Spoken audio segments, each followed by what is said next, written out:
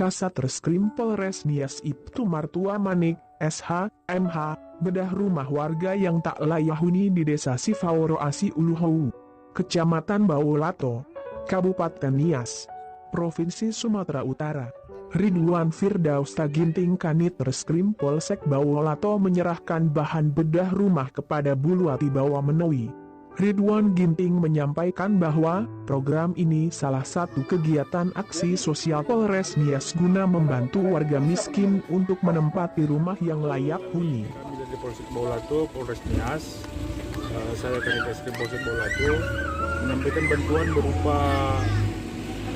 kepada masyarakat berupa semen dan seng kepada masyarakat untuk membangun rumahnya yang tidak mampu. Kita memberikan bantuan dari penyampaian dari Bapak Kasatreskrim Polres Nias Ibtu Martua Manik SHMH.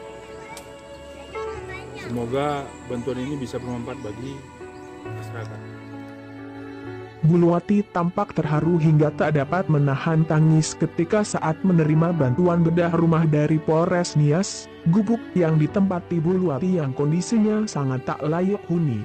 Gubuk tersebut beralas tanah beratap daun rumbia berdinding papan yang hampir rot, tidak ada lampu listrik dan tanpa ada MCK dan udara bersih.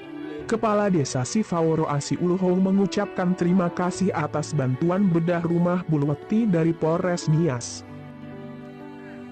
Itu tidak berwajib dari Kapolres Nias, termasuk juga dari Polsek Bawolato, bahwa ini sebagai bantuan untuk membantu masyarakat di Surat Uluhou yang atas namanya ini Buluwati Bawamenewi alias Unyali Kisah.